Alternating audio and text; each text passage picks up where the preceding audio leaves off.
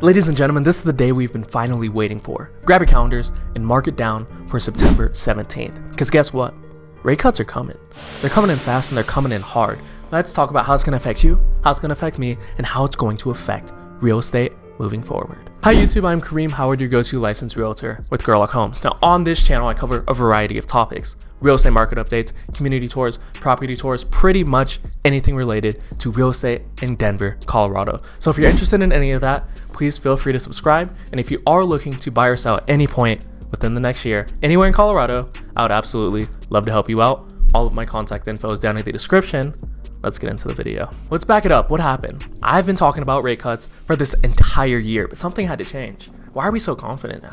The Jackson Hole Economic Symposium. Essentially, it's a meeting that hosts central bankers, policymakers, academics, and economists around the world. But most importantly, our boy Jerome Powell was there. Now, I'm not gonna lie to you guys, he talked for a while at the summit. And I personally did read the whole transcript. I'm not gonna make you guys do that. So I'm gonna give you a brief summary, but if you are interested in reading every single word that Jerome said, I'll post that down in the description. One of the main points that Jerome talks about is the post-pandemic recovery, which is kind of what we're doing right now. And if you don't understand this, just know that the pandemic threw everything into a mix, into a jumble, if you will.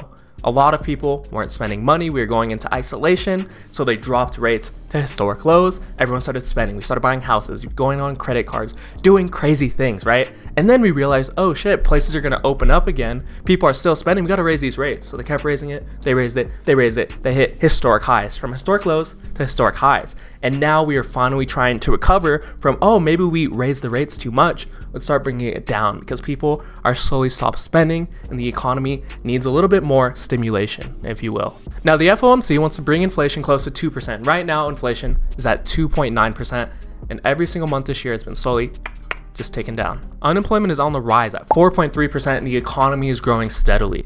All of this data suggests that we are very, very, very likely to see a rate cut at the next Fed meeting, which is why you marked your calendar for September 17th. Let's call it Christmas. So mortgage rates have been on a downward trajectory since the end of July. As of right now, which is September 7th, 2024, mortgage rates are at 6.35%. So if rates are to be cut in about 2 weeks at the next Fed meeting, we'd either see a 0.25%, or, for being really aggressive, a 0.5% cut.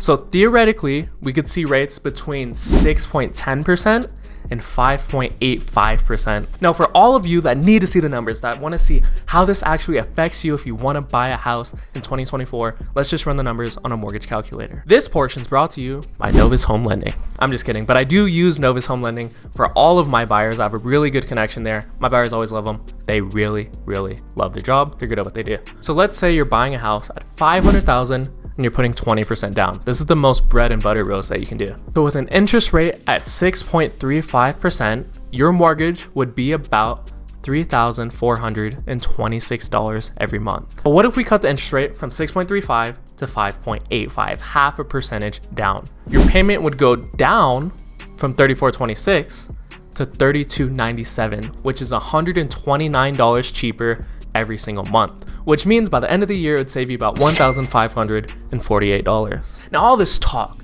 about rates dropping, mortgage rates, yada, yada, yada, how is this affecting the Denver, Colorado real estate market? That's a very insightful question, random guy in the background. Now, you might be surprised to know that the median close price was up 1.9% last month. Not much, but from $590,000 to $591,000. Now, the biggest jump that we saw was an 8.8% of homes hit the market at 58,686. But look what happened to real estate. Pending listings were down 2.3% and closed listings were down 5.3%, which means home prices still stayed strong.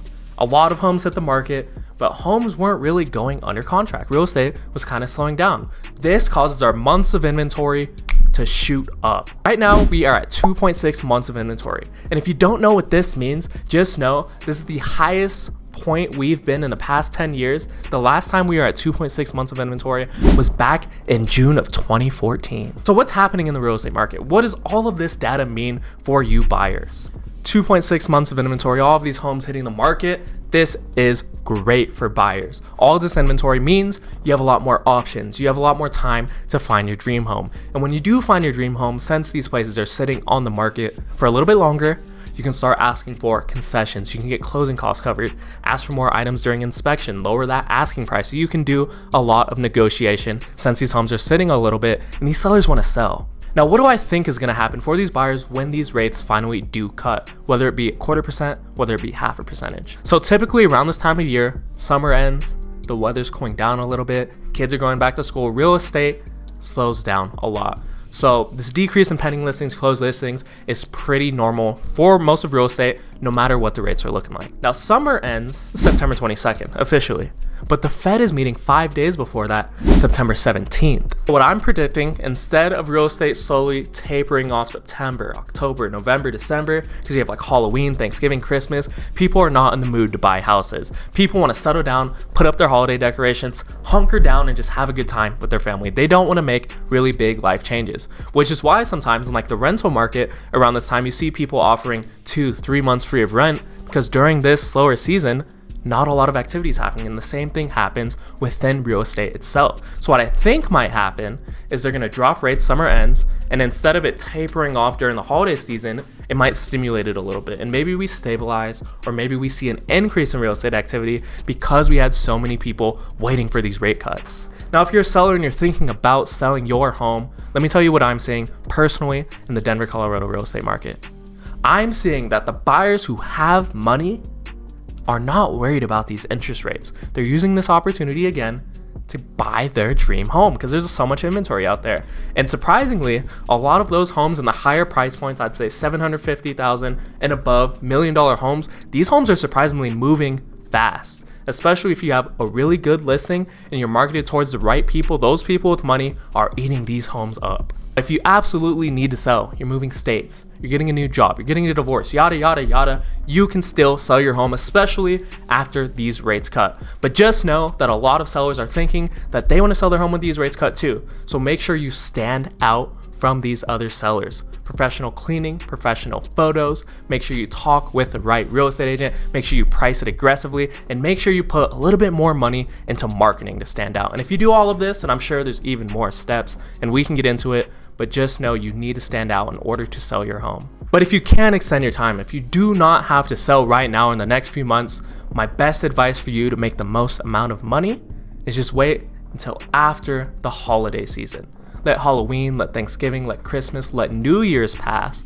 And then after New Year's, January, this is when you talk with the real estate agent and you start figuring out when you want to get your home on the market. That's when you do all of your cleaning, staging, photos, marketing, all of that. Get that ready so you can list your home January, February. Because when you list your home after all of the holiday season, this is when you get the most amount of money. This is when people are finally starting to look for homes and you can save the most amount of money. Well, that's going to conclude this video. I really hope you guys enjoyed it. Rates are always a really huge topic, and I'm glad that we finally have good news about rates being cut at the next Fed meeting.